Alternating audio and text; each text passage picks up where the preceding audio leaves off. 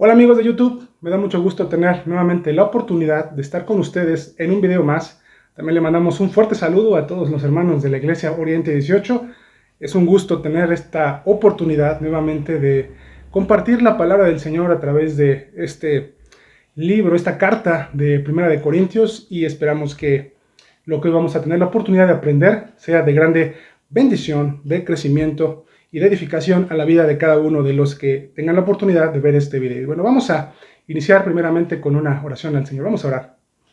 Señor Jesús, en estos momentos te damos las gracias por la oportunidad que nos das este día de poder nuevamente tener el tiempo de abrir tu palabra y de que a través de ella podamos aprender, que a través de esta carta de Primera de Corintios podamos ser instruidos, ser enseñados, Señor, en cuestión a aquellas verdades espirituales que necesitamos tener arraigadas en nuestra vida espiritual. Señor, ayúdanos, Señor, porque como seres humanos, aún en nuestra carne, seguimos y somos imperfectos. Señor, ayúdanos a entender tu palabra, a hacer nuestro lo que aprendemos, Señor, y lo podamos aplicar constantemente y día a día en todo lo que hacemos, Señor. Y rogamos, Señor, que aún por esta situación que vivimos, por esta pandemia, ayúdanos, Señor, protégenos, ayúdanos, Señor, a salir adelante. Y pues, Señor, nos ponemos en tus manos, Señor, sabiendo que en tus manos, Señor, pase lo que pase, Señor, estaremos seguros, Señor, podemos estar confiados, Señor, de que tú tienes el control de las cosas y que sea lo que suceda, Señor, tú, Señor, siempre obras para bien. Y pues alabado seas y glorificado seas en el nombre de Jesús. Amén. Bueno, la semana pasada, desgraciadamente, bueno, no tuvimos tema de Primera de Corintios. Les pedimos una disculpa por algunas actividades, algunas cosas que tuvimos que realizar en casa, bueno, y también algunos otros detalles de forma personal. Bueno, no pudimos grabar tema para la semana pasada, pero bueno, hoy ya tenemos el tiempo. Y bueno, si recuerdan, hace 15 días, que fue la última vez que subimos video de esta saga de Primera de Corintios, pues hablábamos y el tema fue cristianos carnales. Y bueno, iniciábamos el capítulo 3, terminábamos hasta el versículo 9, y bueno, hoy vamos a continuar en este capítulo 3, y vamos a terminarlo el día de hoy. El tema de hoy abarca del versículo 10 hasta el versículo 23. Con esto estaremos terminando todo el capítulo 3 de Primera de Corintios. Y el tema del día de hoy se llama Jesús es el fundamento. Este es el título que hoy vamos a tener la oportunidad de tener, y bueno, que sea de mucha bendición a tu vida. Así que bueno, pon atención y no te salgas de este video, te lo recomiendo. Bueno, vamos a empezar en el versículo número 10, que nos dice, 1 Corintios 3:10, nos dice: conforme a la gracia de Dios que me ha sido dada, yo como perito arquitecto puse el fundamento y otro edificó encima, pero cada uno mire cómo sobreedifica. En este pasaje de que Pablo nos está hablando en 1 Corintios, Pablo nos está hablando desde una forma metafórica acerca de la construcción. Pablo habla de sí mismo como arquitecto, como perito arquitecto, y un arquitecto no es otra cosa más que alguien que tiene conocimientos acerca de la construcción, acerca de cómo edificar una casa de tal forma que sea lo suficientemente resistente para perdurar a través del tiempo. A grandes rasgos, bueno, eso es lo que un arquitecto hace, el diseño, el tener el conocimiento para que ese lugar donde va a habitar una familia o donde va a estar muchas personas, bueno, sea lo suficientemente resistente para poder permitir que haya personas dentro de ese lugar que será construido o que está siendo construido. Y bueno, Pablo habla de sí mismo como arquitecto, porque como apóstol, él tenía la encomienda por parte del Señor de llevar el evangelio, de llevar ese mensaje de Cristo a esos lugares donde no había sido predicado aún la palabra del Señor, donde no conocían de Cristo.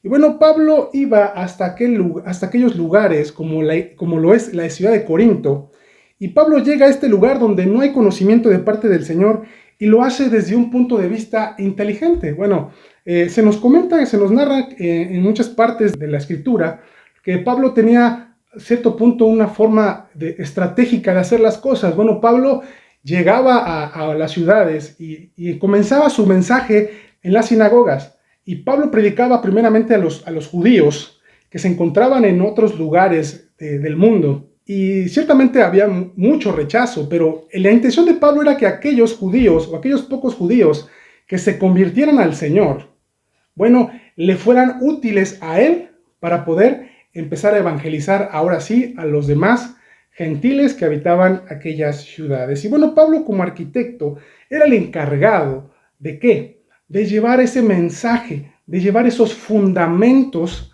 que tenían que ver con la doctrina cristiana. Y en este caso específicamente el Evangelio de Cristo, ¿no? Para que hubiera nuevos convertidos, para que hubiera personas que fuesen salvos en este lugar. Y todo esto que Pablo hace, toda esta encomienda que Pablo está haciendo, bueno, lo hace, como dice al principio del versículo 10, conforme a la gracia de Dios que había sido dada a él. Pablo había recibido esto por parte del Señor y Pablo está cumpliendo de cierta forma ese llamado que él hace. Y ahora lo compara como un arquitecto, como un diseñador que tiene los conocimientos dados por parte del Señor. Y dice que Pablo dice, como arquitecto puso el fundamento. Toda construcción necesita cimientos, necesita fundamentos. Es muy importante que dependiendo de lo que se va a construir, ya sea una casa de un piso, de 2 pisos o un edificio muy grande, bueno, de acuerdo a lo que se va a construir, bueno, tiene que ser lo suficientemente correcto o tiene que ser con la suficientemente capacitación o conocimiento para que los cimientos sean lo suficientemente fuertes y sólidos para soportar un edificio o una construcción.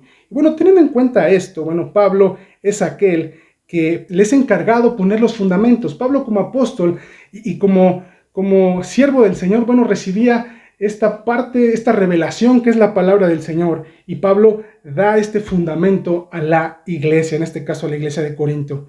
Y Pablo después de establecer los cimientos, y nos dice, y otro edifica encima. Esto quiere decir que Pablo no permaneció en esta ciudad de Corinto por mucho tiempo.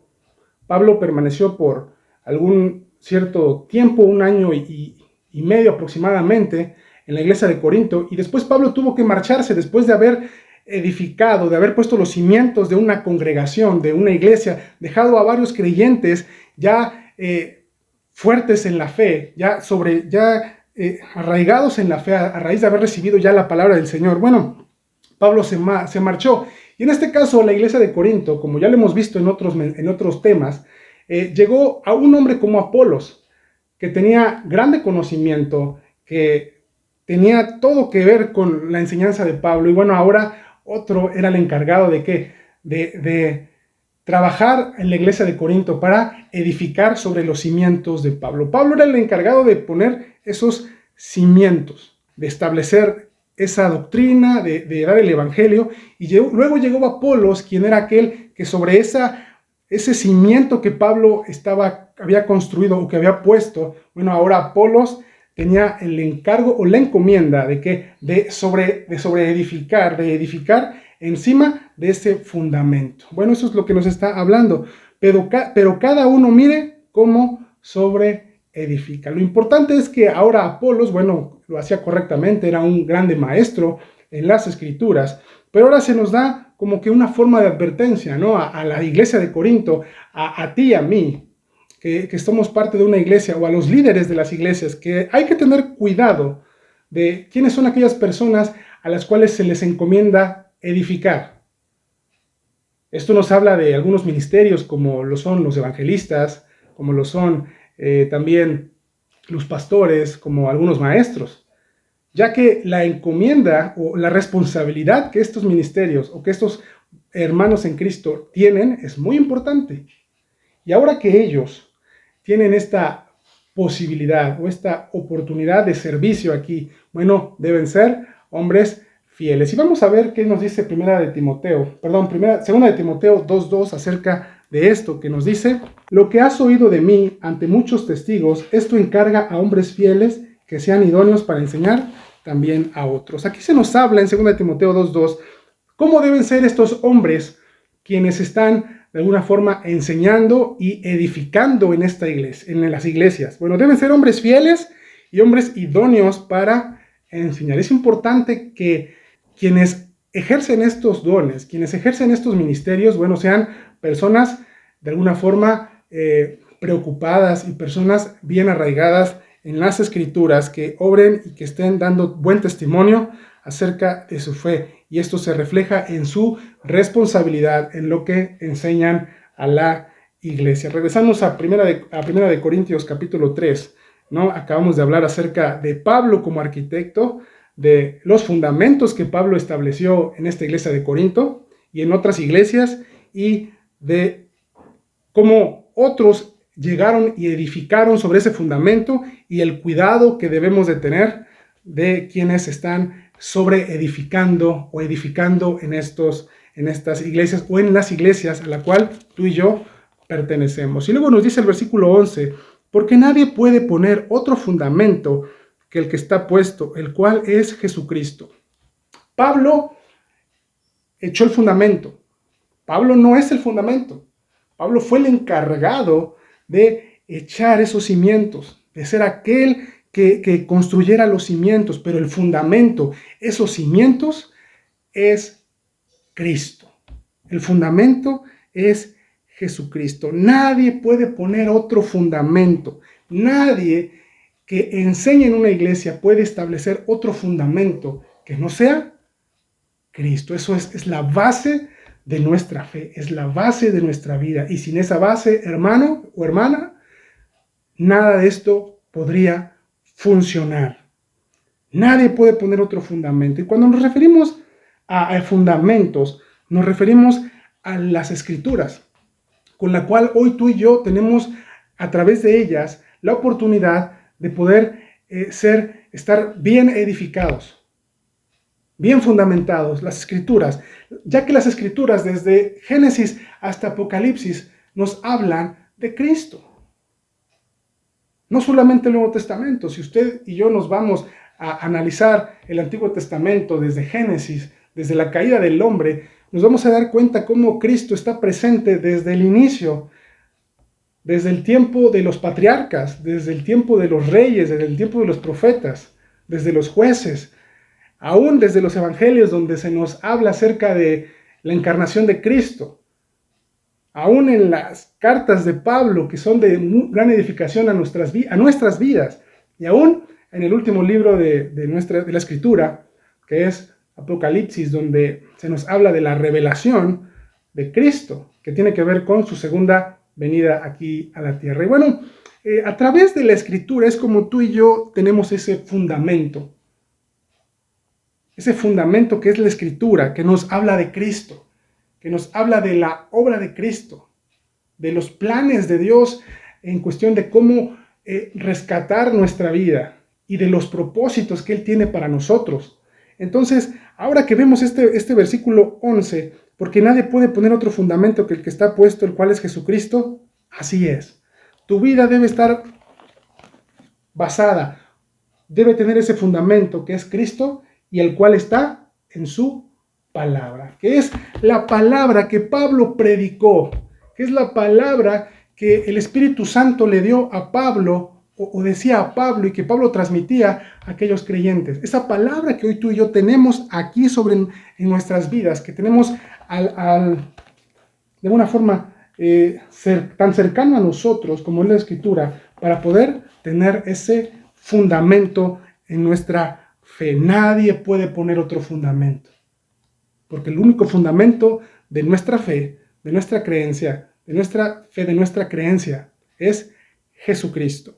Versículo 12 nos dice, y si sobre este fundamento alguno edificare oro, plata, piedras preciosas, madera, heno y hojarasca. Bueno, ahora después de hablar del fundamento, que es Cristo, sobre el cual debemos estar cada uno de nosotros como creyentes, o la iglesia misma, bueno, ahora se nos habla acerca de lo que va sobre ese fundamento, que es tu vida, que es mi vida. Y bueno, ahora nos habla del cuidado que tú y yo debemos de tener en cuestión a nuestro crecimiento espiritual, a nuestra forma de vivir también sobre todas las cosas en nuestra vida espiritual. Y nos habla acerca de este versículo 12 de materiales de construcción. Y bueno, me gustaría comentar algo que nos hace entender un poco acerca de lo que Pablo está hablando en el versículo 12. Los edificios antiguos se edificaban a menudo con metales preciosos y joyas. Bueno, sin duda alguna, en el mundo antiguo, sobre todas las cosas, había construcciones muy hermosas y bellas que tenían incrustado o del cual estaban edificados sobre, o que estaban construidas con materiales hermosos y preciosos. Y de esto nos está hablando ahora este pasaje, haciendo una comparación con aquellos edificios antiguos que eran edificados con estos materiales preciosos, con joyas preciosas, con piedras preciosas. Ahora podemos decir lo siguiente: ningún cristiano tiene que preocuparse acerca del fundamento de su fe, no, porque ese fundamento ya está establecido, ese fundamento es Cristo. Nuestra única preocupación ahora con este versículo 12 debe ser que lo que nosotros edifiquemos sobre ese fundamento sea con los mejores materiales. Y podemos decirlo así, si tuviéramos las posibilidades, económicas, claro que todo el mundo queremos edificar con materiales de buena calidad. Bueno, cuando construimos una casa o cuando se construye un edificio, debe ser prioritario que las casas o los edificios que se construyan estén hechos con buenos materiales o con los mejores materiales. ¿Por qué? Porque eso hará que esa casa pueda perdurar, que pueda resistir cualquier temporalidad o cualquier siniestro que pudiese haber en la vida cotidiana. Y bueno, ahora vemos este versículo 12, y sobre este fundamento alguno edificare oro, nos habla acerca de estos materiales preciosos que tienen un simbolismo. Estos materiales preciosos con los que el creyente debe edificar, nos hablan acerca de materiales de construcción. La primera categoría nos representa claramente materiales de calidad. La segunda nos representa materiales de una calidad demasiado inferior. En este caso, la primera categoría, que serán el oro, plata y piedras preciosas, nos habla de la fidelidad del creyente. Estos materiales de gran calidad, como el oro, la plata y las piedras preciosas, nos hablan de la fidelidad, del trabajo hecho para el Señor, hecho con el mayor cuidado y habilidad. Y los otros materiales, la hojarasca, el heno, la madera, significa lo opuesto, lo mínimo, lo que sobra, aquello que no es tan resistente. Entonces, teniendo en cuenta esto que estamos leyendo acá, que son estos materiales, estas dos materiales distintos, nos hablan acerca de la fidelidad con la cual cada creyente trabaja y con lo cual va edificando su vida. De eso nos habla estos materiales. La vida del creyente se debe caracterizar por una vida de fidelidad en el trabajo hecho al Señor. Es muy importante que como hijos de Dios tengamos en cuenta la importancia que tiene el estar edificando constantemente en nuestras vidas. Todos hemos hablado en temas pasados acerca de los dones. Hemos hablado acerca de que todos tenemos un don espiritual, una capacidad que el Espíritu nos ha dado para poder ser de bendición a la iglesia. Y ahora que estamos viendo esto, que el fundamento de nuestra vida debe ser Cristo, y que ahora nosotros debemos edificar sobre ese fundamento con los mejores materiales, esos mejores materiales dependerán si lo hacemos con fidelidad. Si tú y yo trabajamos con fidelidad, con las intenciones de agradar a Cristo, esto nos habla de que estaremos construyendo con oro, con plata, con piedras preciosas, con materiales de calidad. Estaremos construyendo nuestra vida con esos materiales tan valiosos y tan vistosos, nuestra vida. Pero cuando no hay fidelidad, cuando no existe preocupación o cuando las cosas no son hechas con esa intención de agradar al Señor? Bueno, estaremos edificando sobre ese fundamento que es Cristo con materiales poco, de alguna forma, resistentes. Poco resistentes. Los materiales representan respuestas de los creyentes a lo que ellos tienen. Cuán bien sirven al Señor con lo que les ha sido dado.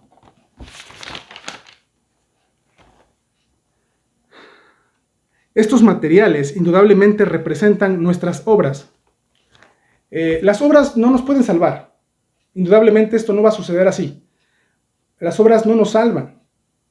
Pero las obras representan o dan evidencia de aquellos que somos salvos. Y este pasaje que viene está en Efesios 2:10, nos habla acerca, es un pasaje conocido, que nos habla acerca de esta verdad, porque somos hechura suya, creados en Cristo Jesús para buenas obras. Creados en Cristo Jesús, fíjese aquí, para buenas obras. Para eso fuimos creados. Ya somos salvos, ahora el resultado de esa salvación debe venir las buenas obras, las cuales Dios preparó de antemano para que anduviésemos en ellas. Es lo que nos dice este pasaje. Y ahora que vemos este pasaje, y sobre este fundamento alguno edificare oro, plata y piedras preciosas, viene una pregunta para ti y para mí como creyentes, como hijos de Dios.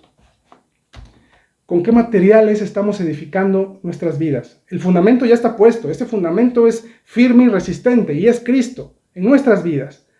Pero ahora la labor de edificar es tuya y mía. Constantemente lo debemos estar haciendo al estar trabajando, al ser fieles al Señor en cuestión, a hacer lo que es correcto. Pero cuando trabajamos, cuando hacemos un ministerio, cuando hacemos algo para el Señor, ¿con qué materiales estamos edificando? Cuando trabajamos, si nuestro trabajo para el Señor es con fidelidad, es para agradar al Señor, sin duda alguna lo estaremos haciendo figuradamente con oro, plata y piedras preciosas. Pero si nuestro trabajo para el Señor es para vanagloriar nuestras vidas, para exaltar nuestra propia vida, indudablemente no estaremos construyendo con los materiales de mejor calidad, sino con aquellos materiales de los cuales se nos habla: la madera, el heno y la hojarasca. El versículo 13 nos dice: la obra de cada uno se hará manifiesta, porque el día la declarará, pues por el fuego será revelada, y la obra de cada uno, cual sea, el fuego la probará. Ahora se nos habla de el tiempo de juicio de las obras del creyente. Ya hablábamos hace un momento que las obras no nos salvan, no. Pero las obras son aquellas, es de una forma lo que identifica a un creyente. No nos salvan, pero sí dan fe de quién realmente es un hijo de Dios. Pero ahora se nos habla de un tiempo donde el Señor Jesús juzgará tus obras y mis obras. Esto nos habla de un juicio a los creyentes.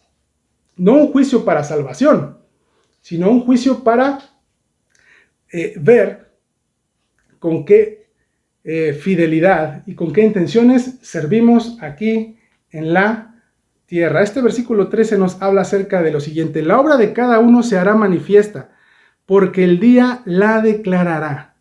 Nos habla acerca de que serán expuestas nuestras obras para ver sus intenciones, pues el fuego es aquel de alguna forma, aquello que será ocupado para saber qué tipo de obra fueron las que hicimos. Dice: por el fuego será revelada, y la obra de cada uno, cual sea, el fuego la probará. El fuego es aquel agente que probará nuestras obras. Cuando Cristo regrese, la obra de cada creyente será probada en su calidad. Y el fuego es aquel agente que simboliza esa prueba que se le hará a nuestras obras. Del mismo modo que el fuego purifica el metal, así el fuego del discernimiento de Dios quemará la escoria y dejará lo que es puro y valioso. Job 23:10 nos dice lo siguiente: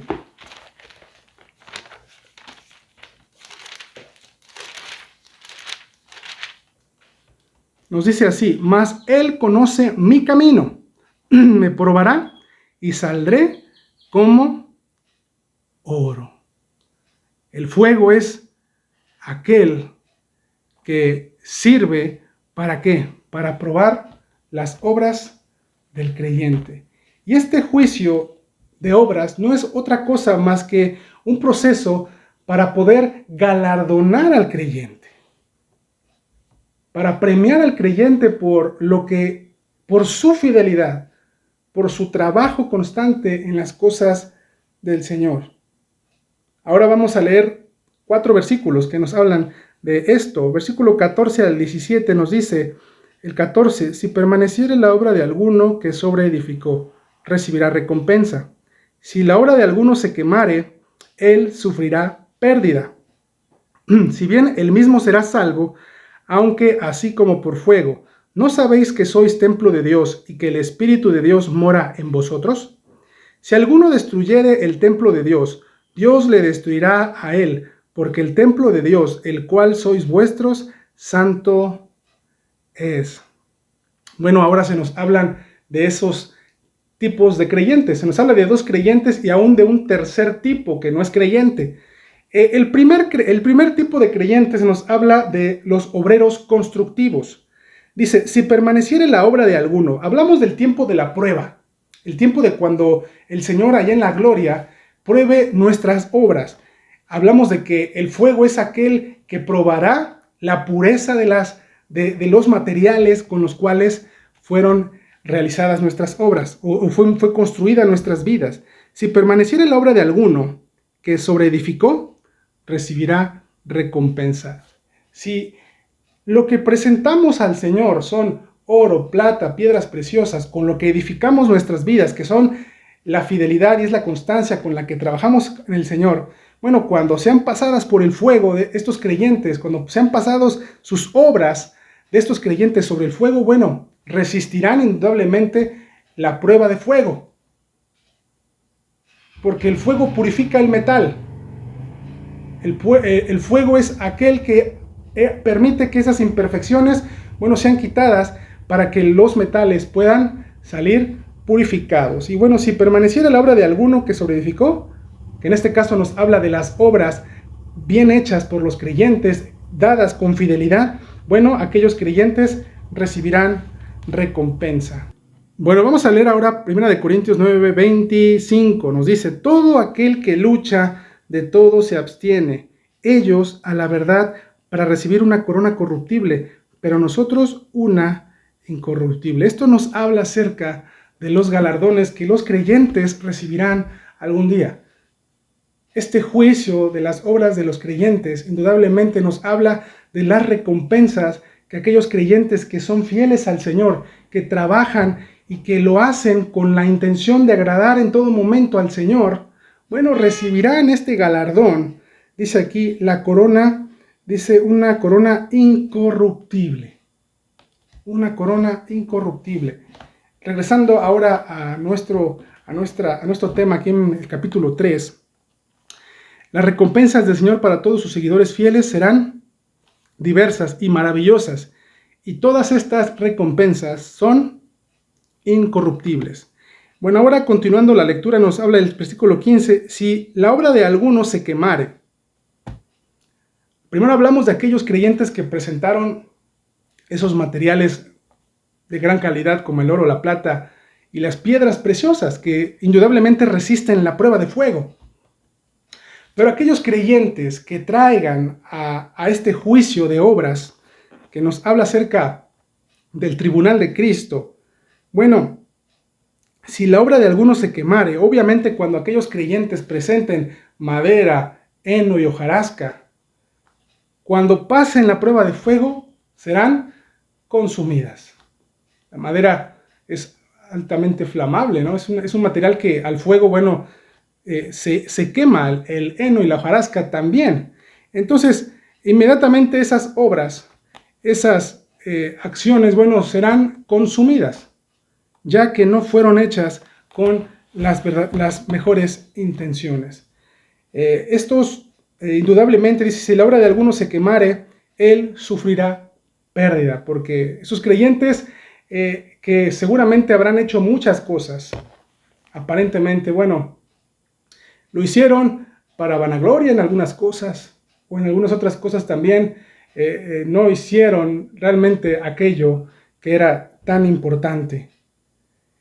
Si la obra de alguno se quemare, él sufrirá pérdida. Nos habla de que habrá creyentes que esperarán recompensa, pero no la obtendrán porque sus obras no pasarán esta prueba. Si bien él mismo será salvo, o sea, nos habla de que son salvos, o sea, no pierde. Este juicio no es para salvación, no es para diferenciar a los salvos de los no salvos. Dice, si bien, dice aquí, si... me quedé en él, dice, versículo 15, si bien él mismo será salvo, aunque así como por fuego, bueno, pues sufrirá simplemente pérdida, será salvo. No habrá castigo ni consecuencia alguna o un castigo por no ser salvo, porque lo son. Versículo 16, ¿no sabéis que sois templo de Dios? Ahora nos habla en pregunta, y que el Espíritu de Dios mora en vosotros. Versículo 17 nos dice, si alguno destruyera el templo de Dios, Dios le destruirá a él, porque el templo de Dios, el cual sois vuestros, santo es. Ahora nos habla de un tipo de obrero que hay en la iglesia.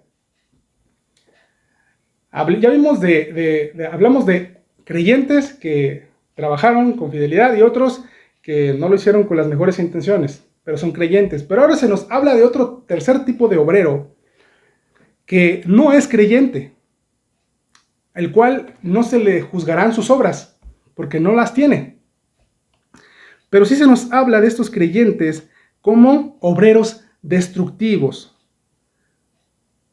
Es inconcebible que exista algún creyente que sea realmente creyente y haga esto. Si alguno destruyera el templo de Dios, Dios le destruirá a él, porque el templo de Dios, el cual sois vuestros, santo es. Este tercer grupo de obreros está compuesto por personas malas, personas no salvas, que atacan al pueblo y a la obra de Dios. Este grupo destructivo puede trabajar desde dentro o fuera de la iglesia, destruyendo lo que Dios ha edificado. Y es increíble, hermanos, que existan personas en las congregaciones así, que en lugar de ser de edificación, que en lugar de ser de alguna forma apoyo a los demás, bueno, causan grandes problemas, son nocivos, son destructivos, o aún aquellos lugares donde no se predica a Cristo, y todo lo contrario, hermanos, son destructivos a la obra del Señor. Bueno, esta clase de obreros que no son creyentes, bueno, recibirán castigo. Porque si alguno destruyera el templo de Dios, o alguno destruye la obra de Cristo, bueno, esto nos habla de alguien que no es creyente, que se para, que es completamente de piedra de tropiezo, pero de una forma intencional. Bueno, el Señor le destruirá, le castigará. Ahora vamos a la siguiente parte de este mensaje. Y del 18 en adelante, hermanos, nos habla acerca de cómo eliminar la división. Dice aquí, versículo 18 y 19, nadie se engaña a sí mismo. Si alguno entre vosotros se cree sabio en este siglo, hágase ignorante para que llegue a ser sabio. Porque la sabiduría de este mundo es insensatez para con Dios, pues escrito está, Él prende a los sabios en la astucia de ellos. Ahora le dice a los creyentes, después de haberles hablado acerca de las obras, de los galardones, de las consecuencias. Bueno, si alguno entre vosotros se cree sabio, pero no sabio en la palabra del Señor, sino, dice aquí, se cree sabio en este siglo, o sea, hablando de la sabiduría humana, pero no de la sabiduría, no estamos hablando de la sabiduría humana que es necesaria, como las matemáticas, como algunas ciencias que son necesarias, para el ser humano. No está hablando de ese tipo de conocimiento ni de sabiduría humana, sino de esa sabiduría humana que trata de sustituir a Dios en lo espiritual. Nadie se engaña a sí mismo. Si alguno de entre vosotros se cree sabio en este siglo, hágase ignorante. Hágase ignorante para que llegue a ser sabio. Esto es causa de división y de problemas en la iglesia. Cuando no nos apegamos a la Escritura, cuando no nos apegamos a lo que la palabra del Señor nos dice, bueno, y empezamos a dar nuestra opinión en cuestión a las Escrituras, a desviarnos de lo que la Escritura nos dice, indudablemente esto provocará división. Y ahora este llamado es a la iglesia, para que la iglesia tenga cuidado y le dice, nadie se engaña a sí mismo. Desechen esa sabiduría humana que no es buena. Dice, háganse ignorantes para que lleguen de realmente a ser sabios. Porque el 19 dice, porque la sabiduría de este mundo es lo que dice a continuación, es insensatez para con Dios. Pues escrito está, Él prende a los sabios en la astucia de ellos. Y esto me hizo recordar, y esto es así, aquellos hombres que niegan la existencia de Dios. Aquellos hombres que, bueno, de alguna forma actúan con odio a las cosas del Señor. Bueno, en algún momento el Señor también hace que ellos mismos caigan en sus propias trampas. Y esto me recuerda mucho a lo que nos narra la Escritura allá en Esther 7, del 7 al 10, cuando este hombre perverso que se llama Amán creó un plan muy estructurado para hacerle daño al pueblo de Israel, y en este caso su intención primeramente era la de eliminar a Mardoqueo. Pero el Señor mismo arruina los planes de este hombre perverso llamado Amán, y a través de el mismo método para matar a este judío Mardoqueo, bueno, este hombre Amán es ahorcado en ese mismo lugar o con lo que él mismo había preparado para alguien más. Y esto nos recuerda, hermanos, lo que pasa en esa porción de la Escritura en Esther 7, del 7 al 10, por si alguien lo quiere ir a leer. Porque la sabiduría de este mundo es insensatez para con Dios. Los hombres que se jactan de ser sabios, los hombres que se jactan de tener grande conocimiento, bueno, ese conocimiento espiritual es insensatez, es error, es equivocación para Dios. Porque están alejados realmente de las verdades espirituales, están alejados de la realidad, de lo que pasa en lo eterno. Porque la sabiduría de este mundo es insensatez para con Dios. Pues escrito está, Él prende a los sabios en la astucia de ellos.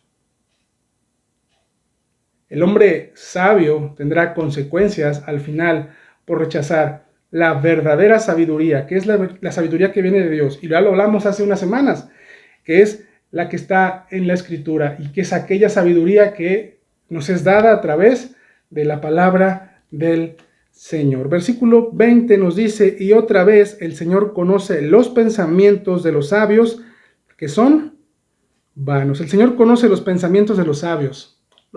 Así es.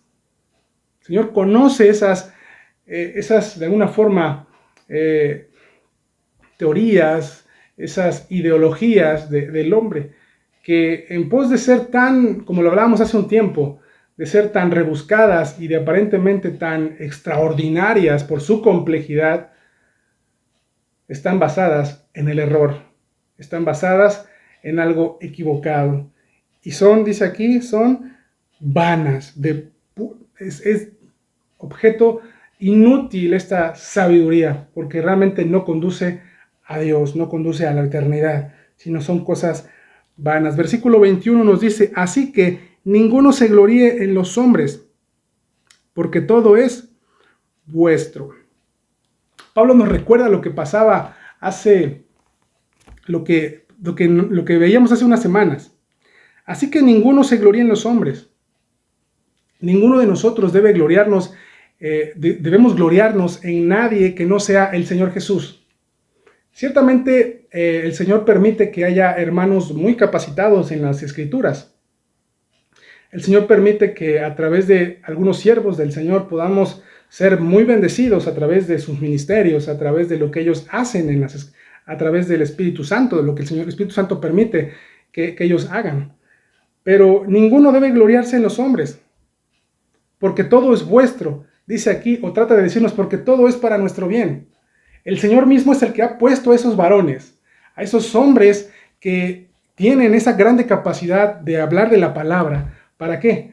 Para nuestro bien, para obtener un resultado bueno en cuestión a un crecimiento y un entendimiento mejor de las cosas, para alimento espiritual. Y ahora nos dice en el versículo 22, sea Pablo, sea Apolos, sea Cefas, sea el mundo, sea la vida, sea la muerte, sea lo presente, sea lo porvenir, todo es vuestro. Y nuevamente lo dice así, sea Pablo, sea Apolos o sea Cefas, que es Pedro. Ya sea quien se presente aquí. La idea no es que honremos o que demos gloria a estos hombres, que rendamos culto a esos hombres. No, porque ellos son enviados por parte del Señor. Pero eso no quiere decir que no puedan ser hombres de alguna forma estimados y amados en la congregación, como hombres que son fieles, que son de alguna forma responsables en cuestión a su trabajo en el ministerio. Sea Pablo, sea Apolo, sea Cefas, no importando quién sea, porque todos ellos están puestos ahí, ¿para qué? Para nuestro bien, para obtener un crecimiento espiritual. Así, y luego nos dice, sea el mundo, sea la vida, porque este mundo, a pesar de lo corrompido que está, este mundo, a pesar de lo complicado que hoy está, bueno, ese mundo que algún día será nuestro, porque el Señor ha prometido algún día cielo nuevo y tierra nueva. Bueno, algún día gozaremos de ese lugar, de este mundo, cuando Dios gobierne realmente la vida de todos los que estén en ese tiempo. Sea la vida.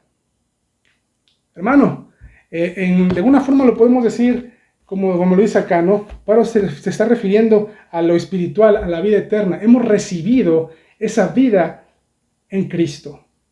Hemos recibido ahora, a través del conocimiento a través de estos hombres, de alguien que a ti te habló, que alguien te predicó, bueno, has recibido esa vida. Y dice, aún la muerte. Y eso es algo, hermanos, que seguramente a muchos atemoriza. Y es el gran enemigo de la humanidad. Pero ese enemigo ha sido vencido. Cristo ha conquistado la muerte y por medio de él nosotros también la hemos conquistado. La muerte ya no tiene su efecto en nosotros. La muerte lo más que puede hacer al llegar a nuestra vida es entregarnos a Cristo, ya no a otro destino. Entonces para nosotros la muerte ya no tiene su efecto terrible en nuestras vidas, ya que a nosotros al morir, al descansar, tenemos de alguna forma esa promesa gloriosa de estar con Cristo cuando ya no estemos aquí. Y luego nos habla acerca de lo presente. Aún las cosas que tú y yo pasamos en esta tierra, lo bueno, lo malo, las enfermedades, todas las tragedias y aún las cosas buenas. Dice lo porvenir, lo bueno y lo malo que esté aún por pasar más adelante. Todo es vuestro, que significa todo esto, hermanos, es para nuestro bien. Y todo esto, hermanos, englobándolo, todo lo que hemos hablado desde el versículo 18, nos ayuda a poder vencer esa parte que es muy importante que deje de existir en nuestras iglesias, como lo es la división. Es importante que en nuestras iglesias aprendamos a combatir este enemigo que está presente entre nosotros. Esto que provoca y que es de alguna forma de piedra de tropiezo para todos nosotros, nuestro yo. Esto que provoca esa división en las iglesias entre unos y otros, nuestra carnalidad, nuestra humanidad, cuando no dejamos que Cristo crezca en nuestras vidas, cuando no dejamos que la palabra del Señor esté en nuestra mente y esté siendo aplicada en nuestras vidas, bueno, indudablemente sucederán roces y problemas. Pero cuando nuestras vidas están bien cimentadas en Cristo, cuando nuestras vidas están procurando estar trabajando y practicando la vida cristiana en buenas obras, edificando con materiales preciosos, con materiales de alta calidad, eliminaremos indudablemente la división. Es muy importante que para que esto sea así, edifiquemos así sobre el fundamento que es Cristo nuestras vidas. Qué hermoso es aprender hoy acerca de lo que tiene que ver con las recompensas que algún día vendrán al creyente. Es hermoso. Pensar en ello nos hace maravillarnos y anhelar y desear, porque así debe ser en el creyente, un anhelo y un deseo. Que podamos decir, Señor, anhelo estar contigo, y no tanto por los galardones, sino por lo que significa estar con Cristo. Y esa vida fiel, más que buscar esas recompensas de las cuales pues ciertamente recibiremos, o recibirán los creyentes también, nos lleva a actuar con fidelidad, por amor, por gratitud. Cuando tu vida es impulsada por la gratitud, por el amor que tú tienes a Cristo en base a lo que Él ya hizo por ti, indudablemente que estarás edificando sobre ese fundamento que es Cristo con materiales preciosos. Este último versículo nos dice, y vosotros de Cristo y Cristo de Dios. Nos dice al final, todos pertenecemos a Cristo. Y en ello debe estar basada nuestra vida. Ya no nos pertenecemos a nosotros mismos. Ya no debemos procurar agradar a nadie más.